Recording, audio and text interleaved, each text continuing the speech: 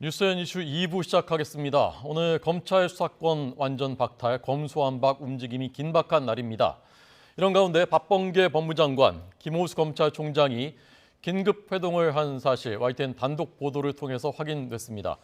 먼저 이 소식부터 자세히 전해드리겠습니다. 나혜인 기자 나오십시오. 네, 대검찰청입니다. 네, 어떻게 된 겁니까? 좀 자세히 전해 주시죠. 네, 박범계 법무부 장관이 오늘 오전에 김호수 검찰총장과 만난 것으로 확인됐습니다.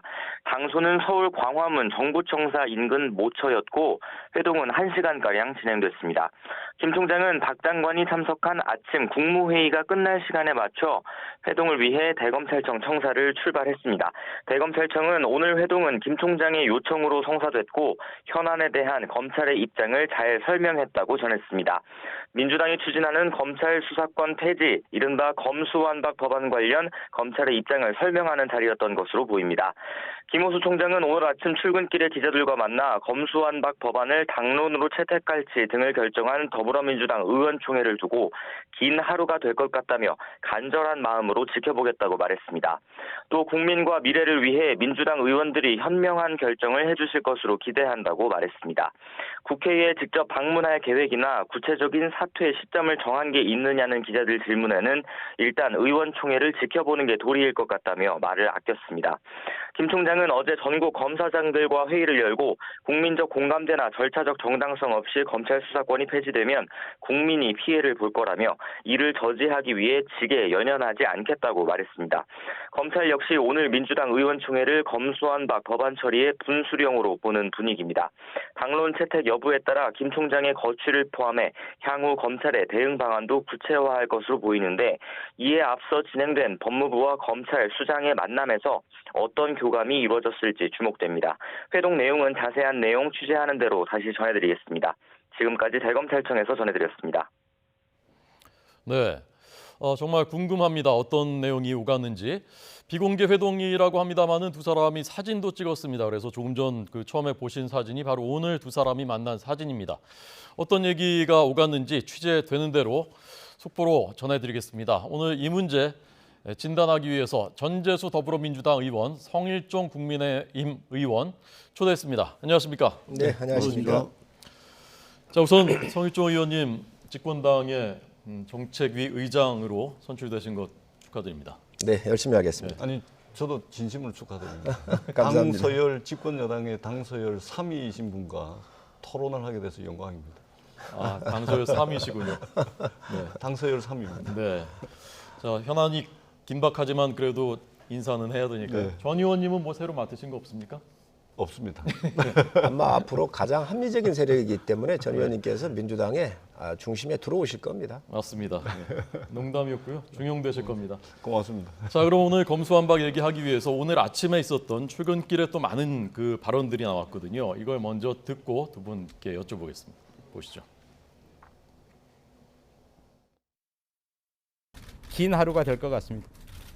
어제 사퇴 시점 같은 거 구체적으로 계획하고 계신 게 있는지요? 하여튼 뭐 현명한 결정을 국민을 위해서 또 미래를 위해서 현명한 결정을 해주실 것으로 기대하고 있고요. 간절한 마음입니다. 그러면 네. 전국의 검사장들 또 일선의 검사들도 김호수 총장의 그 직을 걸겠다라는 뜻에 동조하는 분위기인가요?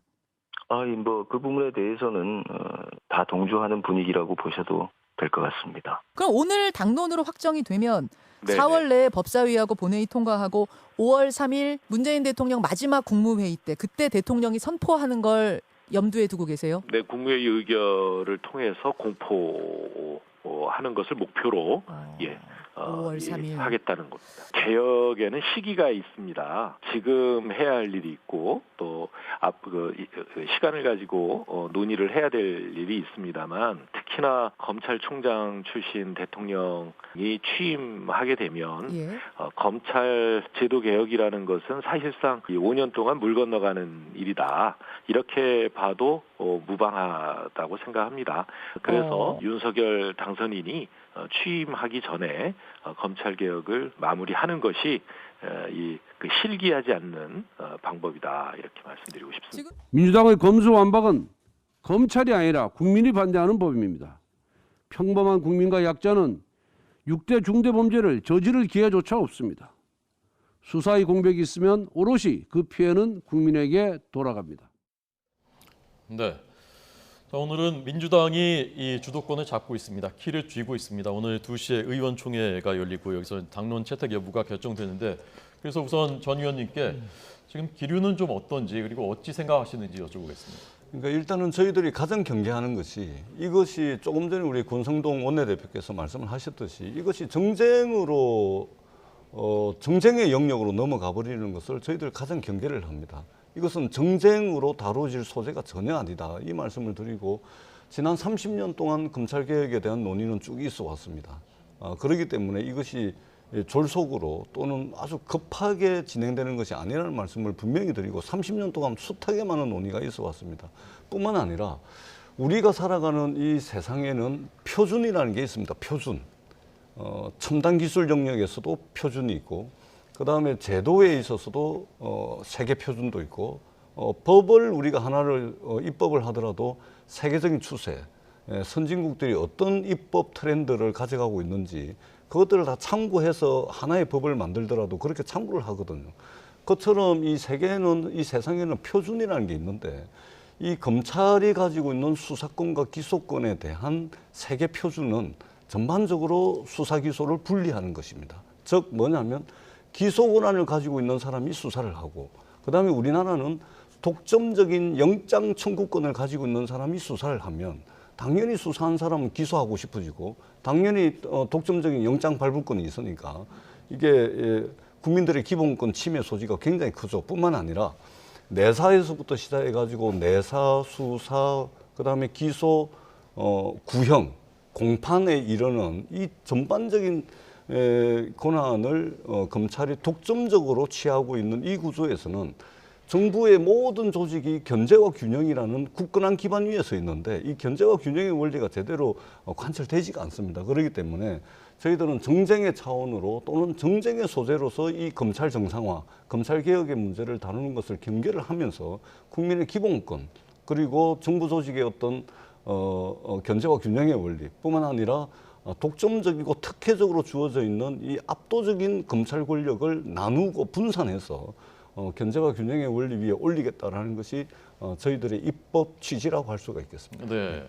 그러니까 시기도 아까 윤 위원장 말씀하신 대로 5월 3일 국무회의에서 공포 이게 적당하다고 보시는 거고요. 그렇습니다. 저희들이 지난번에 이제 검경 수사권 조정 공수처 출범을 하면서 6대 범죄에 대해서는 검찰에 남겨놨거든요.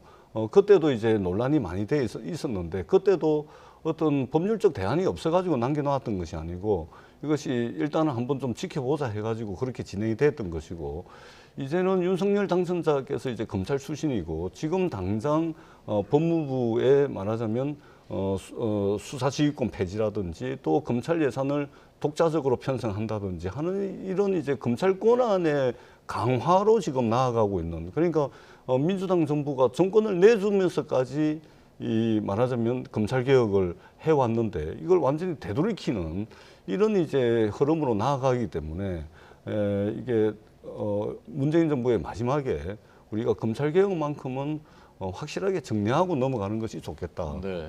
그런 취지로 이것이 지금 진행이 되고 있는 것으로 그렇게 봐주시면 좋겠다라는 말씀을 드리고 한 말씀만 덧붙이자면 네.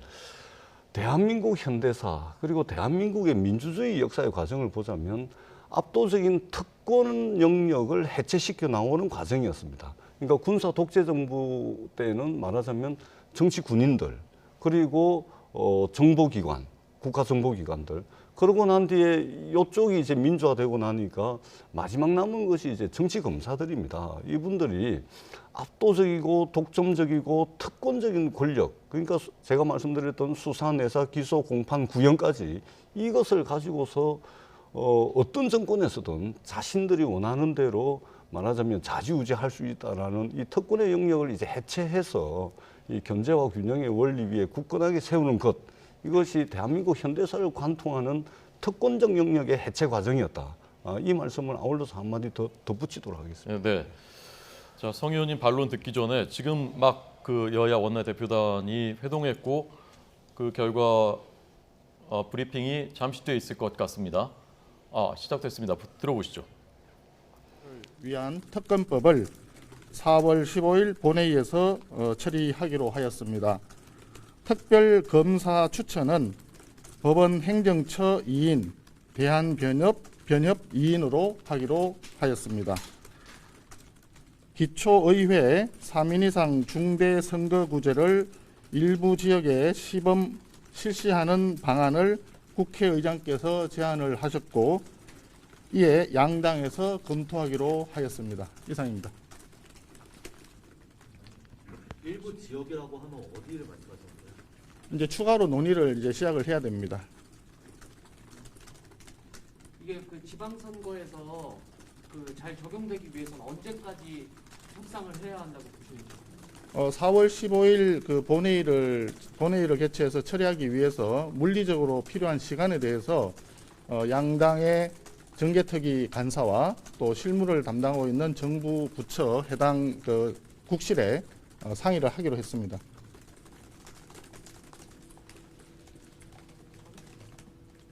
시간이 많지 않습니다.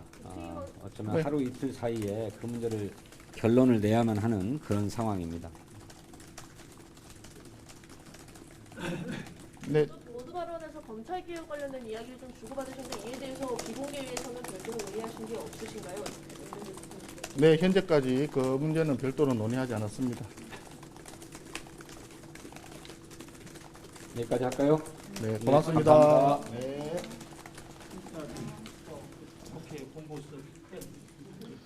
네, 아마도 오늘 그 검수완박에 대해서는 본격적인 논의가 이루어지지 않은 것 같습니다. 지금 브리핑에서는 그 문제에 대해서 언급되지 않았고요. 특검 법안 합의했다고 했는데 그 내용이 아마도 군내 성 폭행 사건 이 문제에 대한 특검 법안인 것으로 보입니다. 오늘 검수완박에 대해서는 여야 원내대표단이 국회의장 중재로 만났습니다마는 어떤 얘기가 오가는지는 지금 브리핑에서는 확인이 되지 않았습니다.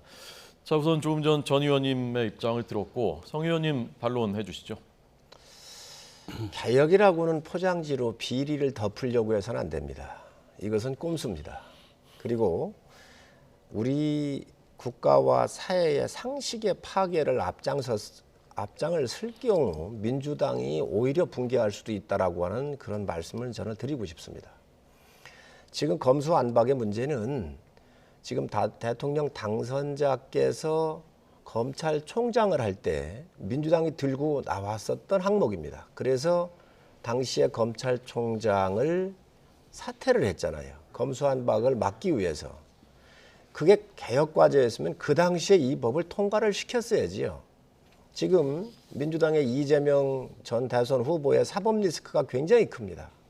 이 정권이 그동안 5년 동안 하면서 울산 부정선거 사건에서부터 원자력 발전에 대한 탈원전을 하면서 했었던 것도 나임 옵티머스 같은 이런 여러 사건들이 많이 있습니다. 이런 것들을 덮기 위해서 지금 검찰의 수사권을 완전히 뺏는다고 하는 것은 우연적 요소도 있습니다. 왜 그러냐면 영장 청구권이 검사한테만 있단 말이지요. 그러면 영장을 청구하려면 수사를 해야 합니다. 수사를 못하게 완전히 박탈한다고 하는 것은 이거 헌법에 대한 우연적 요소가 있어요. 우연이에요.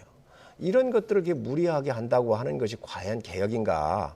저는 이 국민적인 엄청난 저항에 부딪힐 거로 보여지고요. 이번 여러 가지 국민들의 이 여론을 잘 살펴서 검찰은 이 국가의 부패를 막기 위한 최후의 보루입니다.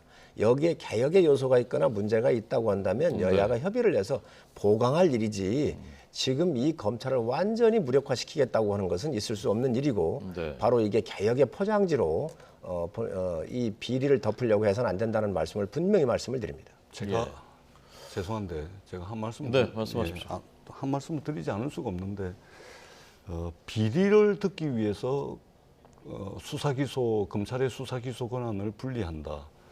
이건 저희들이 가장 경계하는 겁니다.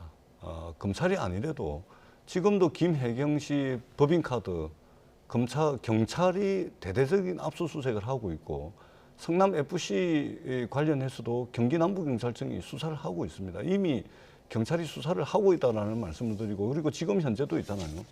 대한민국의 전체 형사사건의 95%를 경찰이 하고 있습니다. 지금도 경찰이 하고 있어요. 그다음에 지금 검찰의 영역으로 남아있는 6대 범죄 이것도 지금 경찰이 하고 있는 겁니다. 검찰이 할 수 있는 수사는 지금 6대 범죄에 한정되어 있긴 하지만 경찰은 6대 범죄를 포함해 가지고 수사 대상과 범위에 아무런 제한이 없습니다. 그래서 경찰이 전부 다 수사를 하고 그다음에 경찰의 수사가 제대로 됐는지 인권 침해 소지는 없는지 증거 확보는 제대로 됐는지 법률적 해석은 제대로 됐는지 이것을 경찰이 수사를 해놓은 것을 보고 검찰이 영장 청구권을 가지고서 영장을 치고 안 치고 결정을 하는 겁니다. 기소를 할지 말지 검찰이 결정을 하는 겁니다. 그렇기 때문에 이것이 위헌적 요소가 있다는 것은 전혀 사실과 다른 이제 법리 해석이라는 말씀을 드리고요. 그리고 조금 전에 이제 김호수 총장이 법무부 장관을 만났는데 검찰이 지금 집단 반발을 하고 있지 않습니까? 우리가 이명박 대통령이 계실 때 해양수산부를 해체를 했습니다. 해양수산부 공무원들 이런 식으로 했습니까? 기자들한테 회의 내용 공개해 가면서 이렇게 집단적으로 반발했습니까? 박근혜 대통령 계실 때 세월호 침몰하고 난 뒤에 해양경찰청을 해체를 해버렸습니다.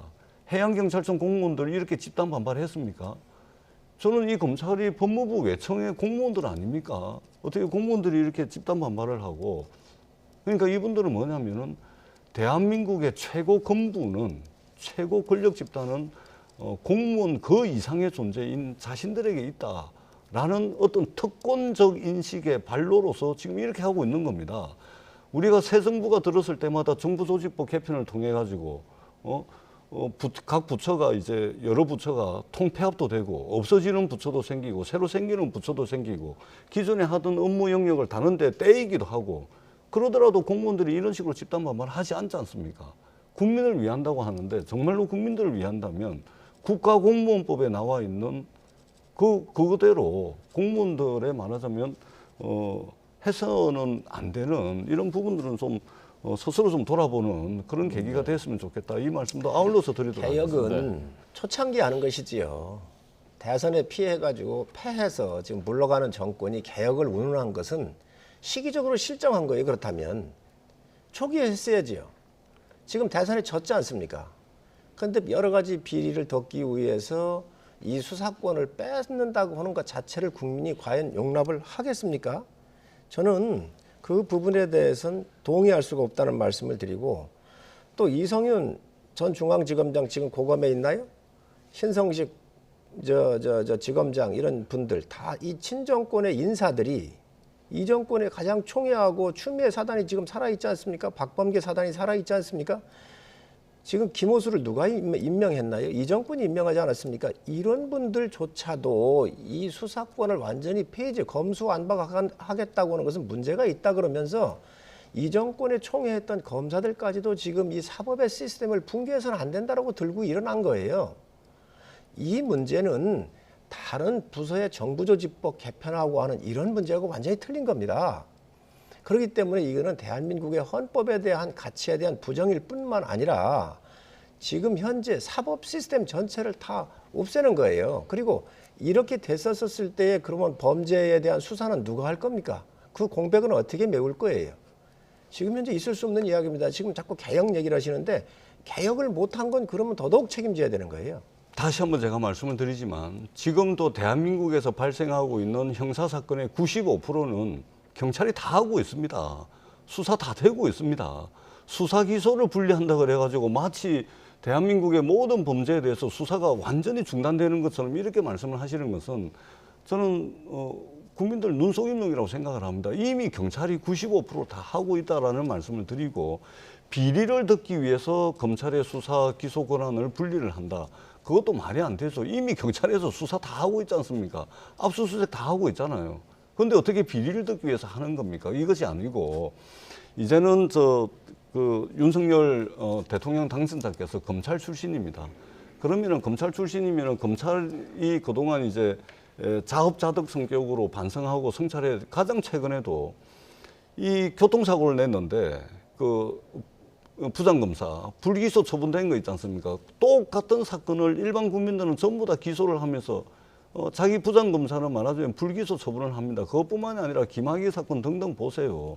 검찰이 자초한 측면이 크고 그렇기 때문에 이 윤석열 당선자께서 검찰에 그런 보완해야 될 거 좀 좋지 않았던 모습들 스스로 좀 개혁을 하려고 의지를 보이면 모르겠는데 오히려 이런 검찰의 어떤 특권적이고 압도적인 특권적 권력을 더 강화시키는 쪽으로 나가기 때문에 이것은 이제 그냥 지켜볼 수 없다는 것입니다. 그리고 국민의 기본권을 보호하기 위해서 수사 기소를 분리를 하는 겁니다. 한번 생각을 해보십시오. 기소 권한을 가지고 있는 사람이 수사를 하게 됩니다. 기소하고 싶겠습니까? 안 하고 싶겠습니까? 예? 독점적인 영장 청구권을 가지고 있는 검사가 수사를 합니다. 내사 수사, 기소, 구형, 공판까지 대한민국뿐만 아니고 전 세계적으로 대한민국에서만 있는 유일한 압도적인 권력입니다.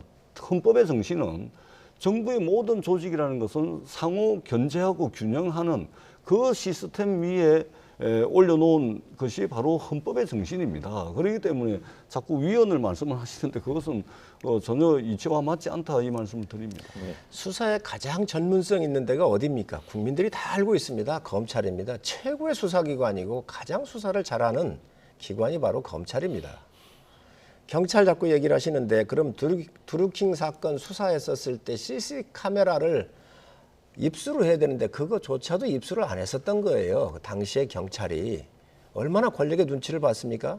지금 이은혜 살인사건 같은 경우도 검찰에서 경찰에 수사한 것을 미진한 부분을 검찰이 뽑아내가지고 다시 해서 이 사건이 지금 현재 수면 위로 올라온 거 아닙니까?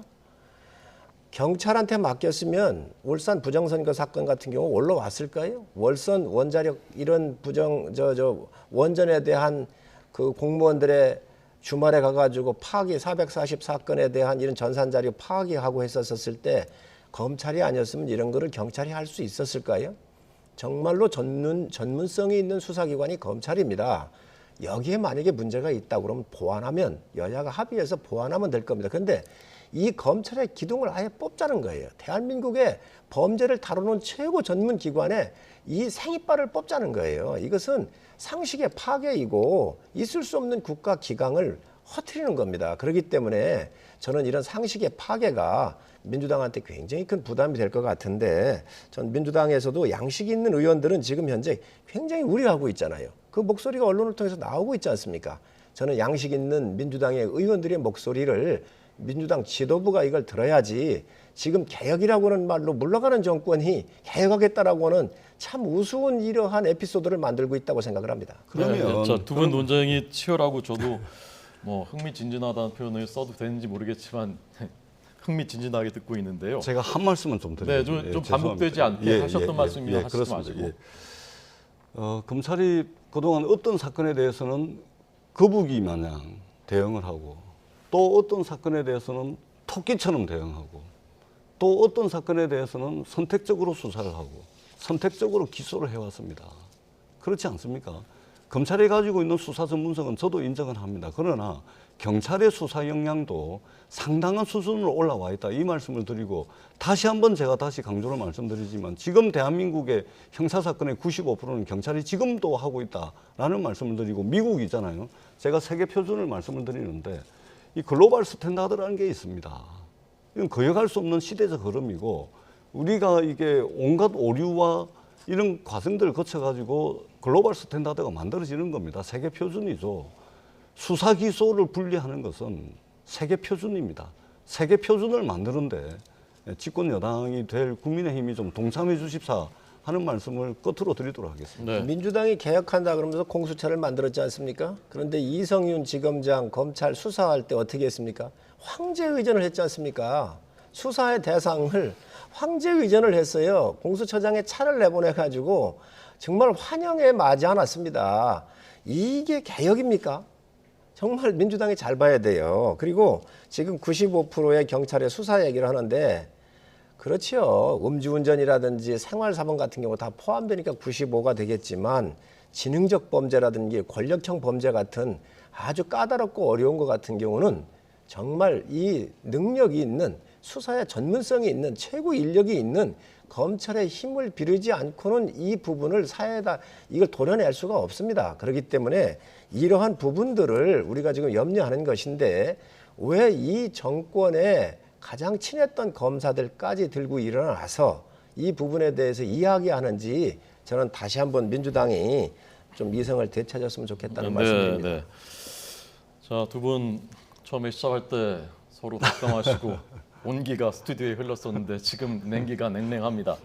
자, 어쨌건 전 의원님 말씀 듣다 보니까 오늘 오후 2시에 민주당에서 의총에서 당론 채택될 가능성이 꽤 있겠구나 하는 생각이 이제 저는 개인적으로 들었고, 자, 그러면 어떻게 하실 겁니까? 필리버스터 얘기가 나오던데 어떻게 대응하실 겁니까, 그러면?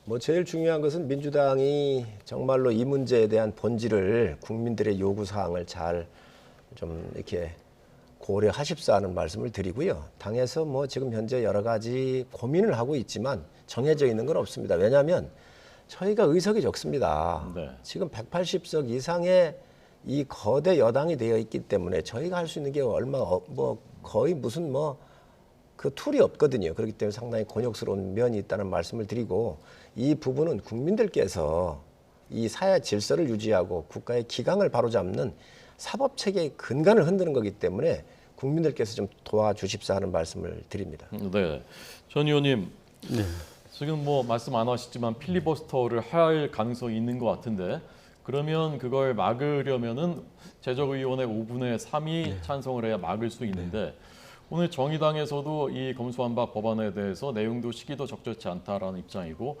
그래서 민주당에서 한 명만 이탈하더라도 5분의 3이 안 된다는 분석들이 오늘 그 여러 그 일간지들에 나왔거든요. 그렇습니다. 어떤 전략이 있으십니까? 일단은 큰 틀에서, 그러니까 민주당 내 상식적이고 합리적 노선을 추구하시는 분들이 대다수입니다. 이분들이 전반적으로 이게 수사는 경찰이 하고 그 법 적용과 법리 해석이 제대로 됐는지, 인권 침해 소지는 없는지, 증거는 제대로 갖췄는지, 이것에 대한 판단과 영장 청구에 대해서는 검찰이 하는 게 세계 표준입니다. 그렇기 때문에 전반적으로 여기에 동의를 하고요. 다만 구체적인 프로세스에 대해서는 저희들이 그냥 막 할 수 있는 게 아닙니다. 이것도 국회법이 정한 절차와 과정이 다 있거든요. 이 절차와 과정에 맞춰가지고 저희들이 프로세스를 밟아 나갈 거다. 그러나 이것은 돌이킬 수 없는 흐름이 될 가능성이 상당히 많다. 이 말씀을 드리겠습니다. 예, 오늘 저 두 분은 아침에 만나서 총장이 먼저 만나자고 제의를 했다는데요. 무슨 얘기를 나눴을까요? 들으신 거 있습니까? 저도 오전에 다른 방송에 나갔다가 바로 오는 바람에 이 소식도 요 데스크에서 직접 들었는데 뭐 원론적인 입장 전달을 하지 않았겠습니까? 지금 검찰이 지금 상당히 이제 언론 플레이를 하고 있거든요. 아니 전국의 지검장들, 검찰총장이 주재하는 회의를 방송국 카메라까지 대동을 해가지고 생중계를 한단 말입니다. 저는 대한민국 관료 역사상 이런 경우 처음 봅니다. 말하자면 사실상 정치를 하고 있는 것이고, 사실상 전면에 나서서 여론전을 하고 있는 것이죠.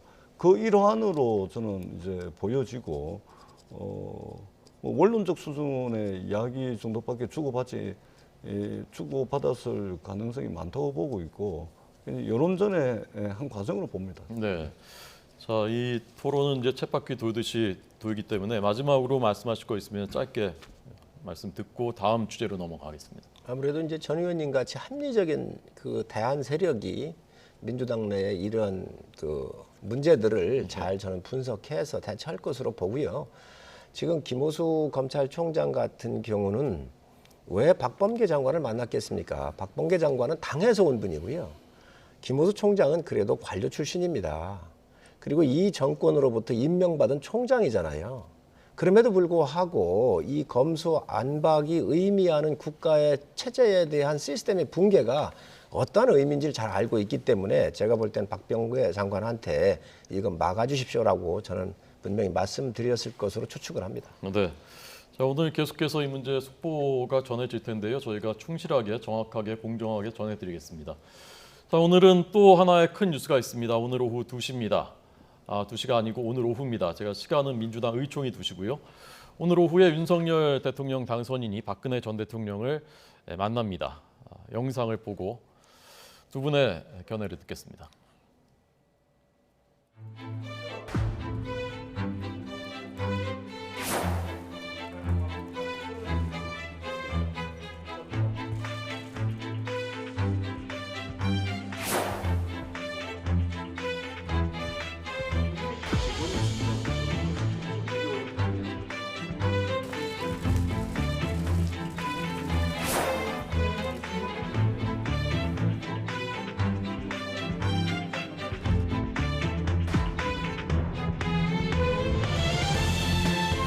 국민을 무시하고 환경 파괴에 앞장선 국토부 장관 후보자.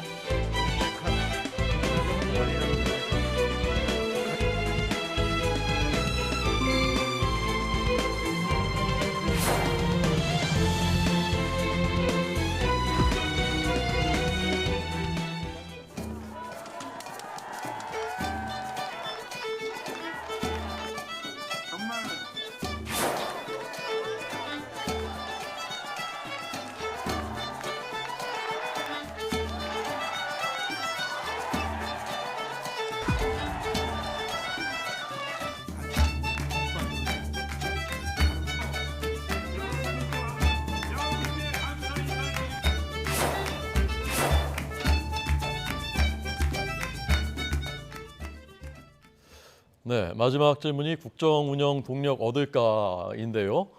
먼저 성 의원님은 오늘 그 방문 많은 국민들이 주목하는 만남이지 않습니까? 어떤 의미가 있고 어떤 얘기가 좀 오갔으면 좋겠습니까? 박 대통령께서 고생 많이 하셨잖아요. 그리고 또 이제 고향에 가 계시고 또 새로운 당선자로서 지역을 돌면서 당연히 가서 인사드리고 그동안 뵙질 못했으니까 그래서 아마 그 고생하신 거에 대한 여러 가지 이야기도 좀 있으실 것 같고 또 당선자로서 가서 뵙는 게 상당히 모양새가 좋기 때문에 저는 뭐 적절한 타이밍에 잘 가셨다고 생각을 합니다. 그 개인적으로는 첫 만남인 거죠? 그렇게 알고 있습니다. 네. 예. 오늘 어떤 얘기들이 오갔지 대통령 취임식도 초청 아마 있지 않을까 싶은데 전 의원님 어떻게 보세요? 그 어디 다른 프로그램에서 우리 성일종 의원님하고 저하고 이제 박근혜 대통령께서 대구에 이제 사저를 정한 것을 보고 저는 박근혜 대통령께서 정치하러 가신다라고 이제 해석을 했었고 우리 성일종 의원님께서는 이제 편안한 고향으로 가시는 것이다 이렇게 말씀을 하셨는데 결과적으로 놓고 보자면 정치하러 가신 게 맞죠. 저는 대구 달성으로 딱 가는 순간 박근혜 대통령께서 정치를 하시겠구나, 사저 정치라는 것을 하시겠구나 느낌이 딱 오더라고요. 왜냐하면은 모든 걸 다 이룬 분이 이 자신이 국회의원 했던 지역으로 돌아가는 경우는 거의 없습니다. 그런 측면에서 이제 저는 그렇게 예상을 했는데 아니나 다를까 정치를 시작을 하고 있고, 그리고 대국민 담화를 발표를 했는데 딱 키워드 딱 하나, 못다 이룬 꿈을 말씀을 하셨어요. 못다 이룬 꿈이라는 그 속에는 많은 의미가 내포가 되어 있겠죠. 오늘 윤석열 당선자와 만나는데 국민들께 뭐 좋은 모습이라 생각을 합니다. 그러나 넘을 수 없는 감정의 앙금까지 씻어버릴 수는 없다. 왜 그러냐면 기본적으로 윤석열 당선자께서 감옥에 넣었고, 그리고 지금 윤석열 당선자 가장 핵심 척건에 말하자면 국민의힘 내에서 탄핵을 주도했던 권성동, 장제원 의원 등등 해서 이분들이 지금 윤석열 당선자의 핵심 중에 핵심으로 있습니다.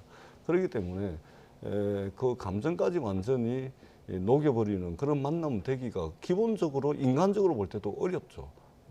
입장 바꿔놓고 제가 박근혜라면 되기가 어려운 것이죠. 그리고 더 중요하게는 박근혜 대통령께서 아마 이러실 겁니다. 지금 유영아 변호사를 통해서 대구시장이 지금 정치를 하고 계신데 단기적으로는 국민의힘 내에서 일정 부분 정치적 영역을 확보를 하시려고 할 겁니다. 그리고 그것이 여의치가 않을 경우에는 국민의힘 바깥에서 대구 경북을 중심으로 하는 어떤 지역 정당을 창당을 하든지 아니면은 대신 대리인을 시켜서 만들어 가지고 그리고 그 지역 정당을 가지고서 박근혜 대통령께서 국민들께 말씀하셨던 사서 들어가시면서 말씀하셨던 못다 이룬 꿈, 그것이 뭔지는 모르겠습니다만 못다 이룬 꿈을 위해서 그런 일정한 정치 행위를 하실 거다. 저는 그렇게 보여집니다. 그렇기 때문에 이거 만나긴 만나되 그러나 그 앙금까지 풀 수 있는 그 단계는 훨씬 이미 넘어섰다. 저는 그렇게 생각을 합니다. 네. 전 의원님께서 이제 내부에 좀 교란을 시키고 좀 여러 가지 당의 분란이 일어났으면 하셔가지고 던지시는 제가 예상했던 게 맞지 않습니까? 전략가로서 정치를 하고 전략이신데 박근혜 대통령은 전직 대통령이십니다. 이제 이렇게 물러나셨기 때문에 고향에 가시는 게 제일 편안하시고요. 또 그렇게 희망하셨다고 보고 민주당 출신의 대통령 당선자가 오신다 하더라도 따뜻하게 맞으시고 국가와 국민한테 희망이 있는 정치를 해달라고 말씀을 하실 뿐입니다. 아마 이번에 새로운 당선자께서 가서 뵈실 때 그동안 겪으셨던 국정 운영에 대한 경험이나 지식들을 저는 주실 거라고 생각을 합니다. 앞으로 이런 부분들은 여야 상관없이 아마 그 어떤 대통령이든 자주 뵙고 또 앞으로 국가 운영을 할 때에 그러한 전직 대통령의 경험과 지혜를 전 더 받을 필요가 있다고 보여지고요. 아마 그런 면에서 오늘 의미 상당히 있을 거라고 보고 있습니다. 유영아 변호사 얘기를 하셨는데 오랫동안 옆에서 도와주신 분이시고 또 그에 대한 마음의 부담이 있으시겠지요. 그것을 정치적으로 확대 해석하는 것은 좀 바람직하지 않나 생각을 합니다. 예. 오늘 그 배석을 하는 거죠, 유영아 변호사가 오늘 만남에? 또 배석할 사람이 유영아 변호사밖에 없지 않습니까? 다른 사람 누가 있습니까? 그러니까 지금 자연스러운 현상입니다. 예를 들면 대구 시민들께서 유영아 변호사를 알면은 얼마나 알겠습니까? 그냥 박근혜 대통령 끝까지 옆에 계셨던 분, 변호인 요 정도로 알고 계시잖아요. 그리고 출마도 3번을 해서 3번을 떨어지셨는데 경기도 군포에서 한 겁니다. 대구하고 아무 그게 없어. 그런데 박근혜 대통령 한 말씀으로 엊그제 여론조사 보니까 20%를 넘어가 버립니다. 대구 경북에서는 그러니까 우리 국민들 일반 정서상으로는 전직 대통령이 그것도 탄핵당한 대통령이 사저 정치를 한다 그러면 먹히겠습니까? 근데 대구 경북에서는 먹히는 것이죠. 그 대구 경북을 근거로 해가지고 못다 이룬 꿈을 만들기 위해서 국민의힘 내에 일정한 정치 영역을 확보를 하려고 그럴 겁니다. 그것이 안 되면 지역정당 만든다고 봐야죠. 그렇기 때문에 오늘은 당선자께서 굳이 오신다니까 만나주는 것이지 뭐 만나고 싶겠습니까? 깨놓고 이야기해서. 그렇지 않겠습니까? 인간적으로. 네? 오신다니까 예의상 이제 만나주는 것 정도, 그 정도 정치적 의미 이상은 찾기 어렵다. 왜냐하면 사람을 그 해가지고 깜빵에 보내놓고 와가지고 저 대통령 됐다고 온다는데 그거 많이 방송이니까 편하겠습니까? 깜빵 이런 표현보다는 뭐 법률적인 용어를 사용해 뭐죠? 주시기 바랍니다. 수감? 얘기하지 않겠습니다. 자, 뭐 말씀하시죠. 전 의원님 뭐 희망사항이지요. 늘 상대 진영에 이 분란이나 또 분당이 있어야 상대적인 이득을 취하는 거니까. 그러나 저희가 볼 때는 박근혜 대통령 품격이 있으신 분이잖아요. 아마 박근혜 대통령이 갖고 있는 이 고귀함과 품격 때문에 많은 팬덤이 있었고 또 그로부터 대통령이 당선되셨습니다. 탄핵을 당한 이후에도 한 번도 흐트러짐이 없으셨고 대통령의 권위로서 그 모든 것을 지켜오신 귀한 분이십니다. 그렇기 때문에 저는 당선자께서 뵙는 것 또한 상당히 모양이 좋다고 보여지고요. 아마 그런 무슨 창당하거나 이런 일 없을 테니까 너무 큰 기대하지 마시기 바랍니다. 저희들은 제가 누누이 말씀드리지만 민주당이 이번 대선에서 국민의 선택을 받지를 못했습니다. 받지 못한 상태에서 집권 여당 또 새 행정부가 출범을 하는데 발목 잡는 레슬링 선수로 국민들께 각인이 되면 영원히 선택받지 못하는 그런 정당이 될 겁니다. 그렇기 때문에 저희들이 가장 경계하는 것은 검찰개혁도 정쟁의 영역으로 들어가지 않도록 저희들이 잘 관리를 해야 되겠고 또 발목 잡게 하지 않는 그리고 국민의힘이 못되기를 바라고 그렇게 해서 반사의 이익을 얻는 그렇게 해서 이득을 보는 그런 민주당이 되지 않도록 늘 경계를 하고 있습니다. 그리고 저 자신도 우리가 잘해서 뭔가 성과를 내야지 국민들께 평가를 받아야지 남이 잘못해가지고 반사이익 받는 그런 정치는 좀 하지 않겠다. 이 말씀을 대선 패배하고 난 뒤에 민주당 구성원들 대부분이 큰 틀에서 좀 합의하고 있는 그런 부분이라는 말씀을 아울러서 드리도록 하겠습니다. 역시 훌륭한 우리 전 의원님이시고요. 네, 아니 뭐 늘 평상 저런 마인드를 갖고 있기 때문에 제가 늘 존경해 왔고 또 그러한 민주당 내에서도 저런 훌륭한 분들 이런 의원님들의 집단의 지성이 작동이 돼서 이번에 그 앞에서 서두에서도 토론을 했지만 이 검수완박에 대한 이런 문제점들이 해결됐으면 좋겠습니다. 네. 자, 갑작스럽게 훈훈한 마무리에 좀 당혹스러운데요. 곧 다시 깨집니다. 이 훈훈함이. 이제 첫 내각 인선이 이제 8명이 1차 있었습니다. 언론들에서 의혹들이 나오고 보도되기 시작했고요. 전 의원님은 어떤 부분, 어떤 것들이 제일 좀 문제라고 보셨습니까? 저는 가장 큰 게 인사라는 것은 그냥 사람을 발표하고 사람 배치하는 게 아니거든요. 인사는 메시지입니다. 특히 이제 윤석열 행정부가 새롭게 출발을 하는 마당에 총리를 포함해서 8분의 장관을 발표를 했는데 이것은 국민들께 던지는 메시지죠. 근데 저는 참 아쉬운 게 이 메시지가 없습니다. 과연 뭘 하고자 하는, 그러니까 인사를 통해서 어떤 윤석열 당선자의 국가 경영 철학 또는 국가 경영에 대한 비전, 미래 뭐 이런 것들을 좀 컨셉을 좀 보여드려야 되는데 이것이 전혀 없다. 그래서 굉장히 아쉽다. 예로 들면은 지금 우리가 시대적으로 보자면은 4차 산업혁명 엄청나게 와 있죠. 그다음에 융복합 칸막이 시대가 없어지고 융복합 시대가 도래를 했습니다. 그다음에 에너지 그 기후 변화가 일상적 재앙이 되고 있고, 그다음에 새로운 기업과 새로운 일자리, 새로운 노동자들이 막 생겨나고 있고, 이런 시대의 변화를 담아내는 그런 어떤 변화와 혁신의 컨셉인지 아니면은 국민 통합의 컨셉인지, 이도서도 아니면은 어떤 참신함을 대변한다든지 이거라든지. 근데 이런 메시지를 찾기가 어렵다는 것이 굉장히 큰 아쉬움이고, 뿐만 아니라 능력과 오로지 능력만 보고서 했다고 그러는데, 그러면서 윤석열 당선자께서 할당과 안배가 없었다라고 말씀을 하셨거든요. 근데 이런 거 있는 거죠. 최근에 미국에 1789년도에 미국의 연방대법원이 설립이 됐거든요. 233년이 지났습니다. 233년 만에 바이든 정부에서 엊그제 첫 흑인 여성 대법관이 탄생을 했습니다. 이 할당과 안배죠. 그래서 미국 사회가 이제는 미국의 최고 법원이 미국 사회의 다양성을 반영할 수 있는 구조가 됐다. 그래서 역사적 순간이다라고 바이든 대통령께서 이야기를 했습니다. 인사는 메시지입니다. 이것이 바로 인사인 것이죠.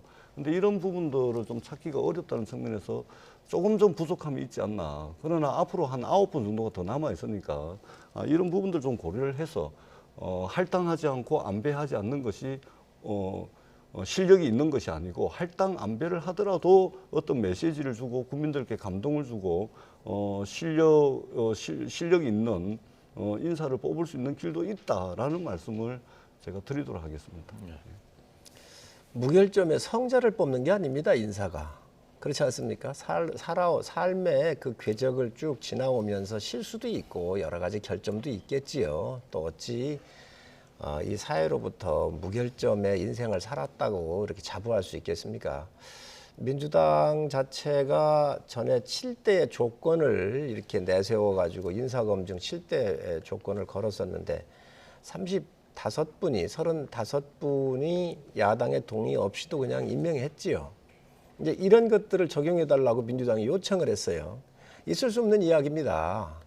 그 도덕적 기준은 민주당이 스스로 내서 국민들한테 약속했던 것을 못 지킨 것에 대해서 사과를 해야 되는 것이 민주당입니다. 그런데 왜 이런 기준을 안 내오느냐, 우리가 내놨었던 기준을 지켜달라고 요구를 하는 거거든요. 전 굉장히 모순이 있다고 보여지고요. 물론 저희 윤석열 정부에서 능력 중심으로 하다가 보니까 안배라든지 또 배려야 이런 것들이 조금 약할 수 있습니다. 그러나 그런 것들은 좀 더 보완 과제로 좀 보아주시고요.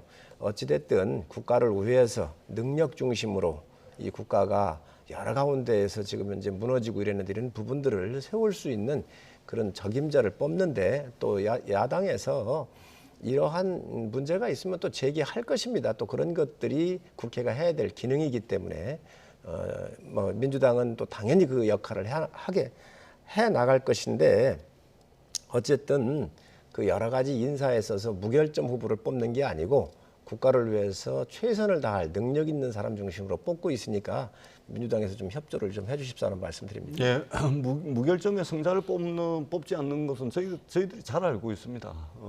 어떻게 무결점의 후보가 있겠습니까? 그런 측면에서 저희들은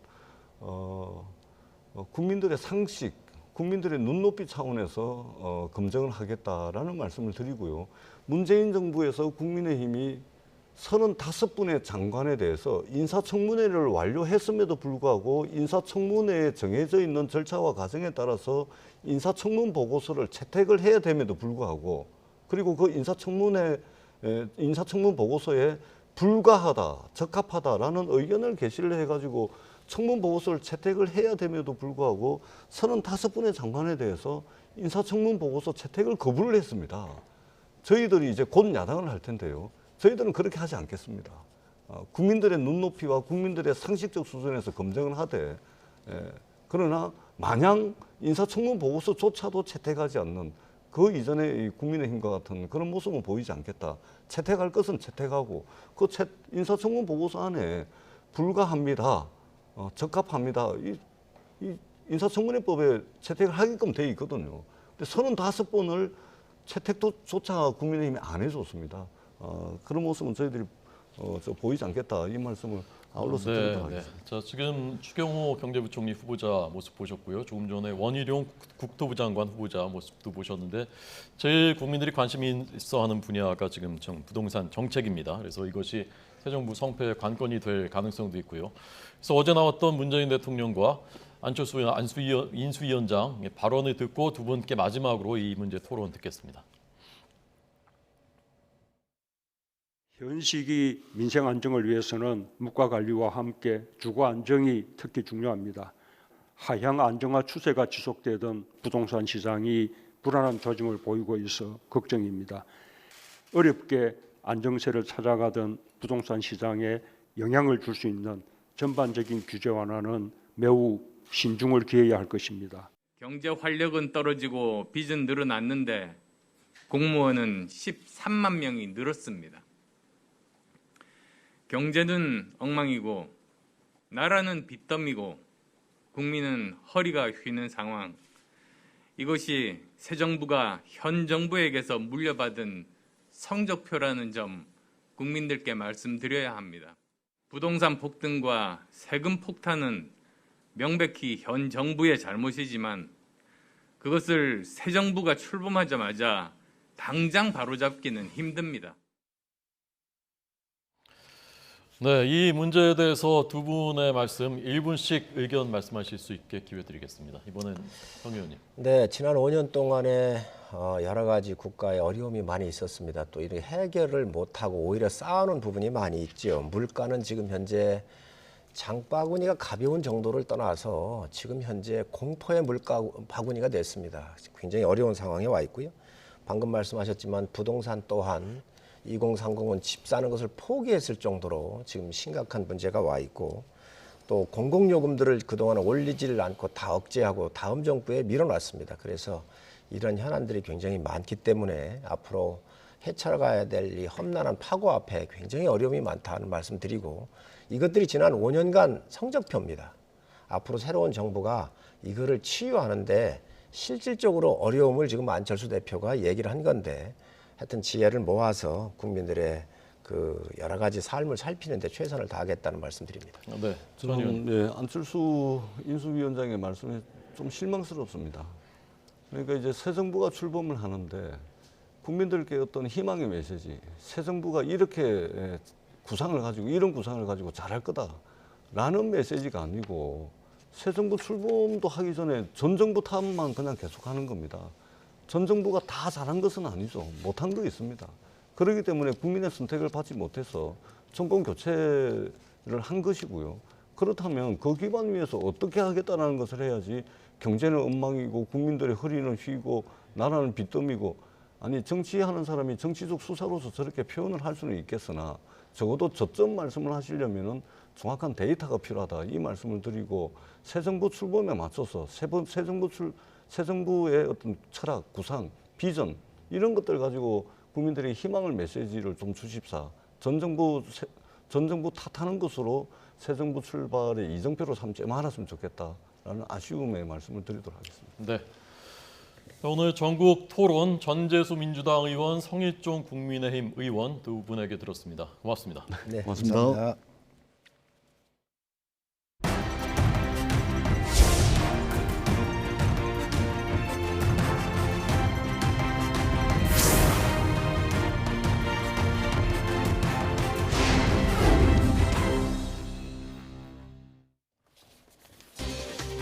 더불어민주당이 오늘 오후 의원총회를 열어 검찰 수사권 분리, 이른바 검수완박을 당론으로 채택할지 의견 수렴 절차에 나섭니다. 검찰이 공개 반발하며 배수진을 친 가운데 민주당의 강행 처리 가능성에 무게가 실리고 있어 이번 논란의 최대 분수령이 될 전망입니다. 민주당 의원총회를 앞두고 박범계 법무부 장관이 오늘 오전 김호수 검찰총장과 1시간가량 회동한 것으로 확인됐습니다. 회동 자리에서 김 총장은 검수완박 법안과 관련해 박 장관에게 검찰의 입장을 설명한 것으로 알려져 자세한 논의 내용에 관심이 쏠리고 있습니다.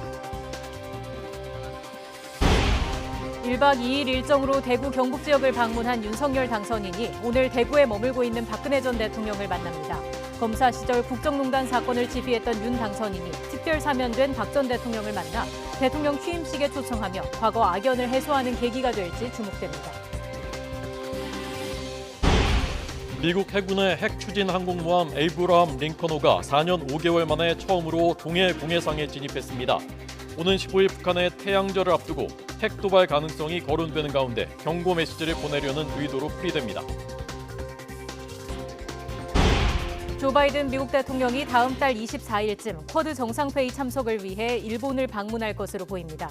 이 계기에 한국도 방문하는 것이 거론돼 온 만큼 다음 달 하순 윤석열 정부의 첫 한미 정상회담이 개최될 가능성이 커졌습니다.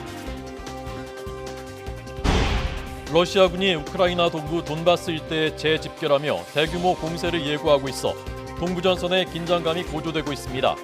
우크라이나가 결사 항전을 준비하고 있는 가운데 유럽연합 EU는 우크라이나에 대한 추가 무기 지원을 약속했습니다. 조 바이든 미 대통령이 다음 달 24일쯤에 쿼드 정상회의 참석을 위해서 일본을 방문할 것으로 보입니다. 이를 계기로 한국도 방문하는 것이 거론돼 온 만큼 다음 달 하순 윤석열 정부의 첫 한미 정상회담이 개최될 가능성이 커졌습니다. 워싱턴 강태욱 특파원의 보도입니다. 미국과 인도 정상회담이 화상으로 열렸습니다. 쿼드 회원국이지만 러시아와 가까워 서방의 제재 동참에 소극적이었던 인도에 대해 바이든 대통령은 우크라이나 전쟁의 심각성을 부각했습니다. I want to welcome India's humanitarian support for the people of Ukraine who are suffering a horrific assault, including a tragic shelling in a train station last week.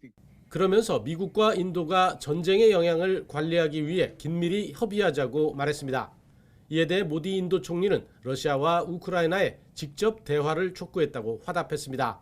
मैंने न सिर्फ शांति की अपील की, बल्कि मैंने राष्ट्रपति पुतिन को यूक्रेन के राष्ट्रपति के साथ सीधी बातचीत का सुझाव भी रखा. 회담 끝에 바이든 대통령은 다음 달 24일쯤 일본에서 만나길 고대한다고 말했습니다. 애초 올해 봄에 일본에서 개최하기로 한 쿼드 정상회의를 언급한 겁니다. 호주와 일본의 정치 일정 때문에 개최가 유동적이었지만 바이든 대통령이 직접 날짜를 거론한 만큼 일정이 어느 정도 정리된 것으로 보입니다. 이에 따라 이 계기에 한국도 들러 한미 정상회담을 개최하는 방안이 유력해졌습니다. 윤석열 당선인 측도 긍정적 입장입니다. 바이든 대통령께서 이제 아시아를 방문하는 계기가 있으면 그때 한국을 꼭 방문해서 한미 정상회담을 하는 것이 대단히 바람직하다. 그런 만큼 다음 달 하순 개최 가능성이 커진 셈입니다. 바이든 대통령의 한국 방문이 성사되면 역대 대통령 가운데 취임 후 가장 이른 시일 내에 한미 정상회담 개최로 기록될 수 있습니다. 워싱턴에서 YTN 강태욱입니다.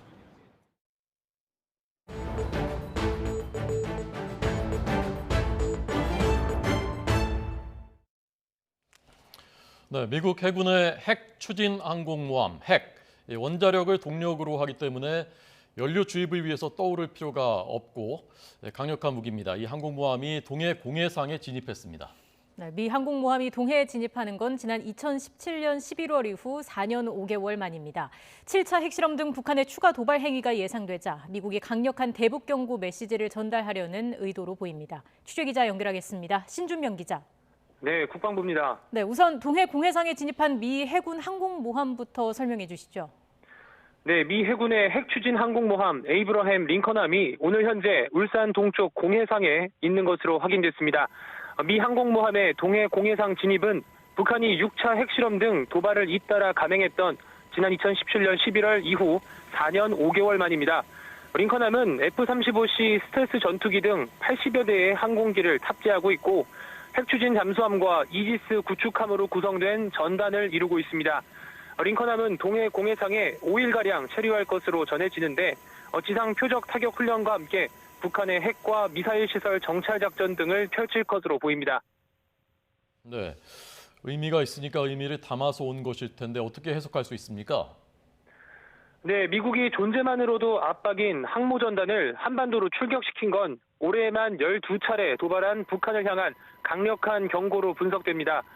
또 북한이 최근 풍계리 핵실험장 3번갱도 복구에 힘을 쏟는 등 핵실험 징후가 지속적으로 포착되고 있는 만큼 미국이 대북 억지력을 과시해 선제적으로 북한의 추가 핵실험을 저지하려는 의도도 있는 것으로 풀이됩니다. 그럼 미 항공모함 전단과 우리 군의 합동훈련도 이뤄질까요? 네, 링컨함의 동해공해상 진입은 상반기 한미연합훈련의 사전훈련격인 위기관리 참모훈련 시작과 맞물려 더 주목을 받았습니다.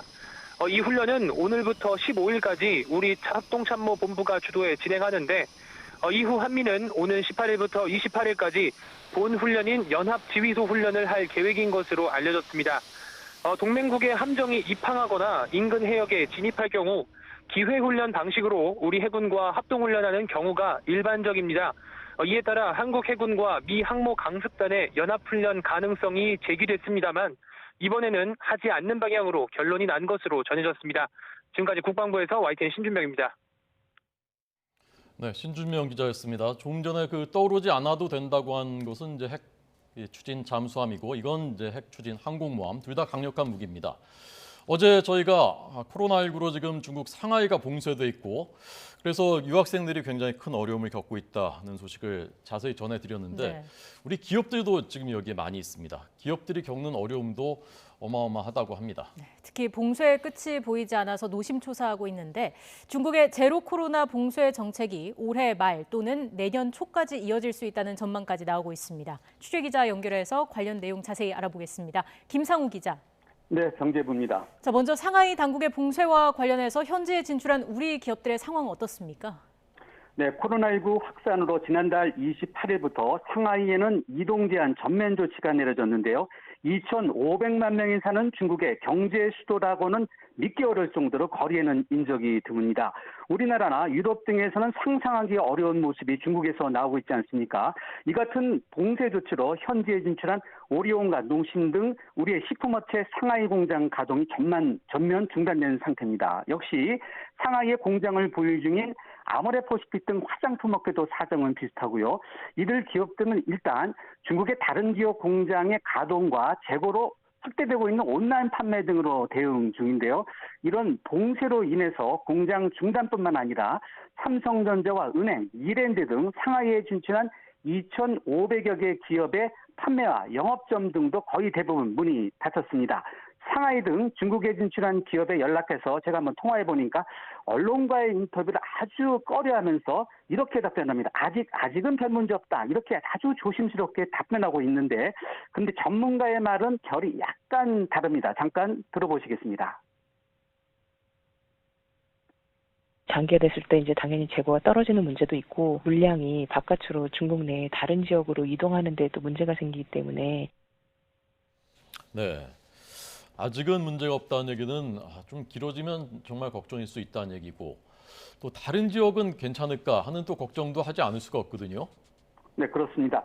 제가 입수한 한국무역협회 자료를 보면요. 봉쇄 조치는 한국 기업뿐만 아니라 테슬라 등 상하이 소재 주요 외국 제조업체도 적용돼서 가동 중단이 또 연장되면서 계속되고 있습니다. 벌써 2주일이 넘은 상태입니다. 조금 전에 말씀하신 대로 장기화의 개념을 어느 정도까지 볼 거냐 하는 것이 사실 미묘한 문제가 있는데요.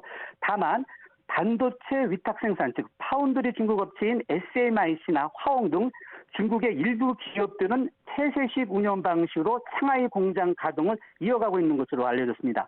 문제는 앵커께서 지적하신 대로 우리 기업들이 가장 걱정하는 것 중에 하나가 더 장기화되고 또 봉쇄 조치가 다른 지역으로 확대되는 겁니다. 예를 들면 상하이 북서쪽 인근에 우시라는 곳이 있는데 이곳에 SK 하이닉스가 반도체 공장을 운영 중인데요. SK 하이닉스 측은 이렇게 답변하고 있습니다. 적어도 원자재 등의 재고가 어느 정도의 단기간에는 문제가 없다. 이렇게 언론에는 답변하고 있습니다. 그런데 중국 보도 등을 통해서 보면은 상하이 지역 항만을 정상 운영한 데는 중국 당국의 방침에도 불구하고 물리단지 인력 부족으로 현지 컨테이너 화물 반출입 작업이 지연되고 있고 또 항만과 연계된 그 육상 운송 지연 등으로 물류 적체가 심화하고 있어서 기업들이 상하이 항만이나 공항을 이용하는 것 대신에 다른 지역으로 항만이나 공항을 이용하는 방안을 현재 모색 중이다. 이렇게 알려졌습니다. 이와 관련된 전문가 코멘트 잠깐 들어보시겠습니다. 상하이항이 정상 운영되고 있다고 하더라도 트럭이라든가 육로 운송에서 지연이 발생하고 있기 때문에 단기적으로는 몰라도 중장기적으로는 영향을 받을 수 있는 상황입니다. 네, 그럼 결국 봉쇄 기간, 특히 장기화했을 때 파장에 대비를 해야 하지 않겠습니까? 네, 한국무역협회가 국제통화기금 IMF 자료를 바탕으로 보고서를 냈는데요. 코로나 사태 장기화에 따른 글로벌 물류와 원자재 공급량과 관련해서 생산과 인플레이션에 미치는 이런 영향을 분석한 것입니다. 보고서를 보면요. 현재 각국이 겪고 있는 공급망 충격의 40%가 봉쇄, 즉 셧다운과 관련되어 있고 공급망 병목 현상이 경기 회복을 저해하고 특히 인플레이션을 심화시켜서 상하이 등 중국의 봉쇄 정책이 장기화하면 할수록 공급망에 직격탄을 준다. 특히 공급망 교란에 따라서는 지금까지 첨단 반도체 등 특수 중간재가 많은 자동차 업계의 피해가 가장 컸는데 앞으로도 이럴 가능성이 크다. 이런 내용을 적시하고 있습니다. 네. 자, 경제부 김상우 기자에게 듣고 있습니다. 전체적으로 지금 우리나라 포함해서 이 방역 정책이 바뀌고 있지 않습니까? 중국은 계속 이런 기조로 가는 겁니까? 네, 바로 말씀하신 대로 그렇습니다. 우리나라도 그렇고 대부분의 나라가 사회적 거리두기를 대부분 해제하는 유럽이나 미국 모델 또는 싱가포르 모델처럼 국가별 위험도에 따라서 차등화 격리 등으로 위드 코로나 정치로 전환해서 관련 스텝을 단계적으로 밟고 있는데요. 그런데 세계의 공장으로 불리는 중국은 이와는 정반대로 제로 코로나 봉쇄 정책이라는 길을 혼자 밟고 있습니다. 이 정책이 언제까지 가느냐 이게 굉장히 궁금하지 않겠습니까? 그런데 올해 말 또는 내년 초까지 계속 이어질 전망이라는 이런 내용의 보고서를 무협이 중국 광다증권 등의 자료를 바탕으로 냈습니다. 내용을 보면요.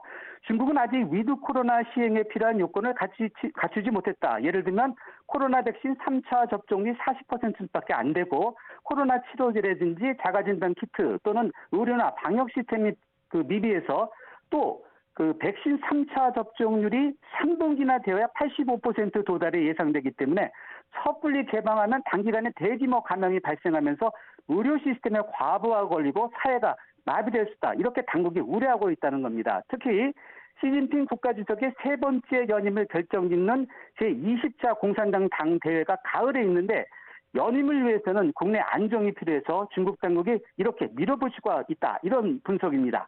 중국에서의 기업의 사업이 코로나 이전처럼 정상화되기까지는 다른 국가들과는 달리 더 많은 시간이 필요하고 곳곳에 변수가 많이 있어 보입니다. 지금까지 경제부에서 YTN 김상호입니다. 네, 이번엔 다시 긴장감이 감돌고 있는 우크라이나 상황, 국제부 이승훈 기자를 연결해서 자세하게 전해드리겠습니다. 이 기자 나오십시오. 네, 이승훈입니다. 네, 동부전선 쪽의 긴장감이 커지고 있다면서요? 네, 지금 우크라이나 전쟁을 태풍을 앞둔 고요함에 비유하는 사람들이 많습니다. 우크라이나 국방부는 동부 공격 준비를 마친 러시아군이 곧 공격을 시작할 거라는 긴박한 소식을 전하고 있습니다. 남동부 지역 요충지인 마리우폴을 이미 친러 세력이 장악했다. 그런 보도도 있습니다. 아마 러시아군의 움직임, 미국이 가장 정확히 파악하고 있을 겁니다.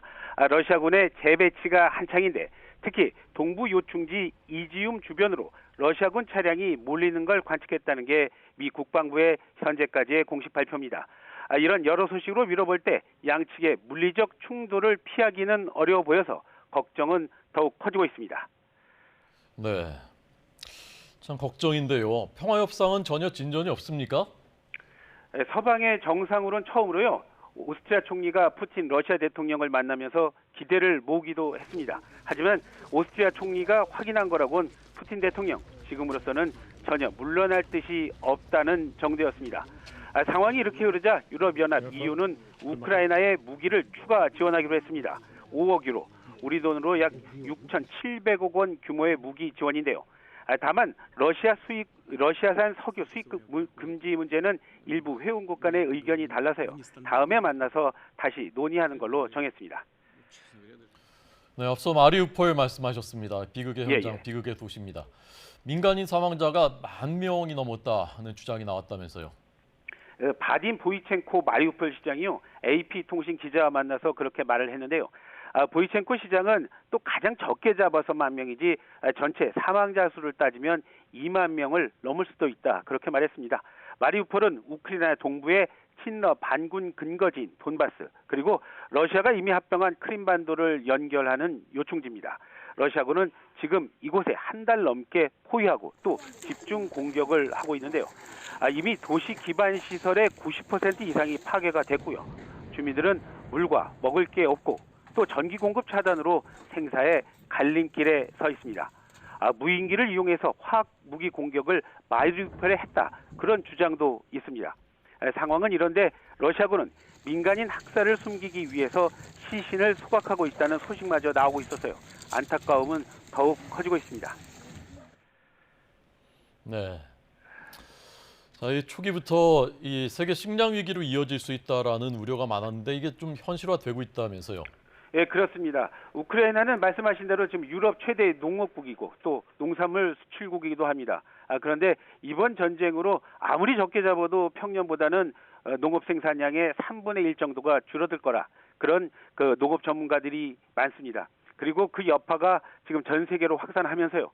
지구촌에 식량 위기가 다가오고 있다는 그런 말이 나오는 건데요. 러시아군이 점령했던 우크라이나 북동부 지역, 사실상 올해 농사는 끝났다고 할 정도로 파괴가 됐습니다. 우크라이나 서부는 비교적 피해가 덜해서요. 콩과 옥수수 등의 파종은 이루어지고 있다고는 하지만요.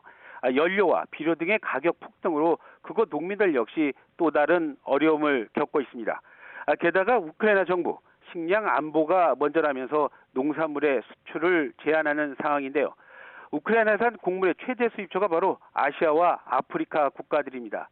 그 나라들 벌써 여러 곳에서 빨간 경고등을 켜고 있습니다. 특히 세계에서 가장 많은 인구를 가진 중국의 곡물 사재기까지 겹치면서 세계 농산물 시장 한마디로 혼란에 빠졌다, 그렇게 보이는데요. 가장 최근에 발표한 세계 식량 가격 지수를 보면 전달보다는 12.6%, 또 한 해 전에 비해서는 무려 33.6% 오를 정도로 상황은 심각합니다. 지금까지 국제부에서 YTN 이승훈입니다. 코로나19 신규 환자는 나흘 만에 다시 20만 명대로 늘었습니다. 오늘 0시 기준으로 21만 755명.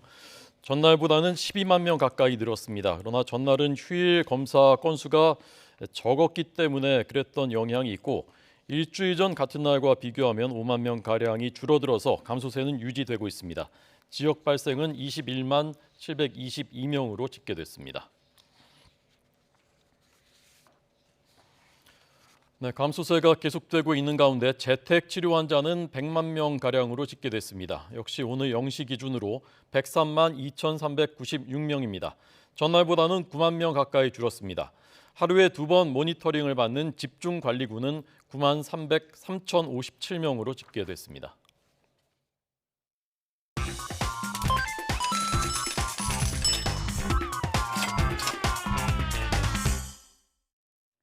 오늘의 경제지표입니다. 먼저 국내 증시부터 보시겠습니다. 코스피는 2,660선까지 후퇴했습니다. 내일 새벽에 발표될 미국의 3월 소비자 물가지수에 대한 경계감과 미 국채금리 급등 등이 지수 하락을 이끌고 있습니다. 코스닥 지수도 외국인과 기관이 순매도에 들어가면서 낙폭을 키우고 있습니다. 현재 2%까지는 아니지만 1% 넘게 빠지면서 910선을 밑돌고 있습니다. 이어서 마감된 미국 증시 보시죠. 3대 지수 모두 급락 마감했습니다. 10년물 미 국채금리가 2.78%를 기록하며 2019년 1월 이후 최고치를 기록한 것이 증시에 부정적인 영향을 미쳤습니다. 이어서 이 시각 환율 상황 보시겠습니다. 미국의 물가 급등에 따른 긴축 경계감이 이어지며 달러화 강세가 이어졌습니다. 이에 원달러 환율은 1,237원까지 올랐고요. 위안 원 직거래 환율은 1위안당 193원 선 기록하고 있습니다. 마지막으로 국제 유가입니다. 큰 폭으로 하락했습니다. 세계 최대 원유 수입국인 중국이 봉쇄되며 원유 수요가 위축될 것이라는 전망이 유가의 하방 압력을 가했습니다. 지금까지 오늘의 경제지표였습니다. 현재 서울은 구름 많은 가운데 기온이 23.8도까지 올랐습니다. 어제보다는 낮지만 여전히 다소 더운 날씨가 이어지고 있는데요. 따뜻한 날씨 속에 이곳 윤중로 벚꽃들도 막바지 아름다움을 뽐내고 있습니다. 하지만 퇴근길 무렵부터는 중부지방을 중심으로 봄비가 내리겠고 벼락과 돌풍을 동반해 요란하게 내리겠습니다. 이번 비가 때이른 고온 현상과 대기의 건조함을 해소시켜줄 것으로 기대되고 있습니다. 오늘 비가 내리기 전까지는 대기가 무척 건조하겠습니다. 하지만 밤사이 봄비치고 많은 양의 비가 내리면서 건조특보가 해제되는 곳이 많겠습니다. 우선 오늘 밤부터 시작되는 비는 내일과 모레 낮까지 산발적으로 이어집니다. 예상되는 비의 양은 제주도의 최고 60mm, 경기 남부와 강원, 충청 북부의 최고 40mm, 서울 등 그 밖의 지역에도 5에서 10mm의 비가 내리겠습니다. 오늘 비가 내리기 전까지 고온 현상도 계속됩니다. 현재 기온 서울 23.8도, 대전 24.8도, 광주 24.9도까지 올랐고 남부지방은 2, 3도가량 더 오르는 곳도 있겠습니다.